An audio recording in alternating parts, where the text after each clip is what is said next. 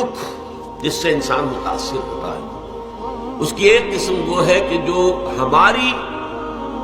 ہمارے ارادہ اور اختیار سے باہر، اللہ کی مشیت سے، اللہ کے اذن سے، اللہ کی مرضی سے آتا ہے۔ اس کے لیے ہمارا کام صرف برداشت ہے۔ جو شے بھی ہمیں برداشت کی صلاحیت عطا کر دے وہی اس کا علاج ہے۔ جیسے آپ کو معلوم ہے کہ بخار بہت تیز چڑھا ہوا ہے، اس کی دوا نہیں ہے اسپرین یا کوئی اور پیراسیٹامول بخار کی شدت کو کم کر، وہ کوئی علاج نہیں ہے۔ علاج تو ہوگا اگر معلوم ہو کہ کون سے جراثیم ہے، کس کی وجہ سے ہے، اس کا صحیح اینٹی بایوٹک کون سا ہے، وہ علاج ہوگا۔ یہ علاج نہیں ہے، لیکن اس کی شدت کی کمی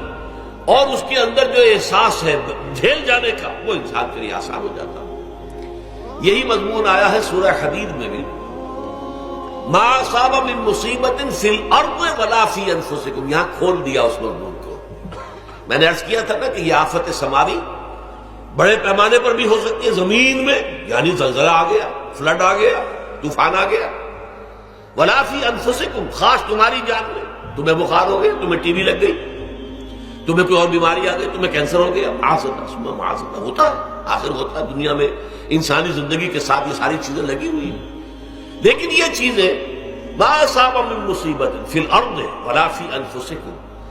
نہیں پڑتی تم پر کوئی پڑنے والی کوئی مصیبت، کوئی تکلیف، نہ پوری زمین میں بڑے پیمانے پر، نہ تمہاری جانوں میں انفرادی سطح پر، الا فی کتاب من قبل ان نبراها، مگر یہ کہ وہ تو ایک کتاب میں، کتاب اللہ کے علم کی کتاب، الکتاب، اس میں پہلے سے درج موجود ہے۔ یہ الٹ اپ نہیں ہو گیا، یہ اچانک نہیں ہو گیا۔ آپ اچانک سمجھتے ہیں کہ صاحب میں تو جا رہا تھا، اچانک ٹرک نے آ کے مجھے دھکا مار دیا۔ اچانک کوئی شے یہاں نہیں ہوتی، اس کائنات میں پتہ تک نہیں ہلتا جب تک کہ اذن رب نہ ہو۔ اچانک کا کیا سوال؟ تو در حقیقت جو ہوتا ہے وہ اللہ تعالیٰ کے علم میں پہلے سے ہے، علم کامل، ما کان وما یکون، جو کچھ ہوا ہے، جو کچھ ہوگا، مستقبل، ماضی، کل کا کل، آنے واحد میں اللہ کے علم میں موجود ہے۔ لہذا یہاں اچانک کچھ نہیں ہوتا،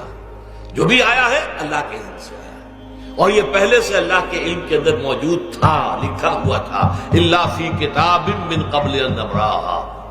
ان ذلک علی اللہ یسیر۔ یہ تمہیں تو مشکل نظر آئے گا لیکن اللہ پر بڑا آسان ہے، اللہ کا علم کامل، ما کانا ما یکون کو حاوی ہے، لکہ لا تاسوا علی ما فاتکم، تاکہ تم افسوس نہ کیا کرو ان چیزوں پر جو تم سے چھوٹ جائیں، جاتی رہیں، چھن جائیں۔ کوئی موقع تھا ہاتھ سے نکل گیا، کوئی دولت تھی اس پر ڈاکہ پڑ گیا، کوئی اور مصیبت ہے وہ آ گئی، کوئی عزیز فوت ہو گیا، اکلوتا بیٹا تھا فوت ہو گیا، وغیرہ وغیرہ۔ ما فاتکم، فات سے ہی فوتیدگی ہے نا،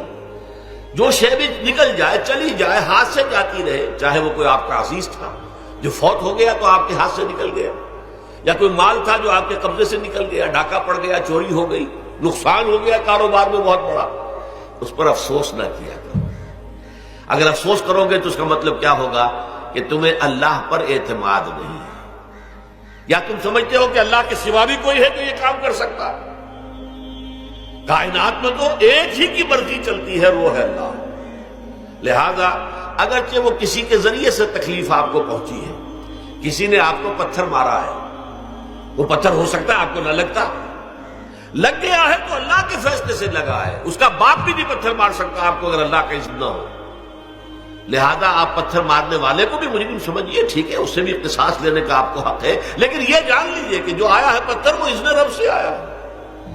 اب ظاہر بات ہے کہ اگر یہ کیفیت ہوگی تو غصہ اتنا نہیں ہوگا اس شخص پر کہ جس نے یہ کام کیا ہے، بلکہ ہو سکتا ہے آدمی مسکرا کے رہ جائے، جیسے کہ وہ میں واقعہ سناتا رہا ہوں اپنے دروس میں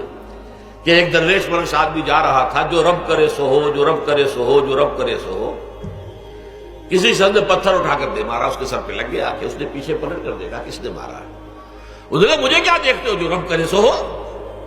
یہ تو رب کے مارنے سے۔ اس نے کہا مجھے تو یہ پتھر رب کے مارے ہی لگا ہے، لیکن میں دیکھ یہ رہا تھا بیچ میں کس کا منہ کالا ہو گیا، اپنے لیے کس نے ایک گناہ کما لیا، اپنے لیے کس نے ایک مصیبت جو ہے وہ مول لے لی، وہ بیچ میں تم آ گئے ہو، پتھر اللہ کی طرف سے آیا،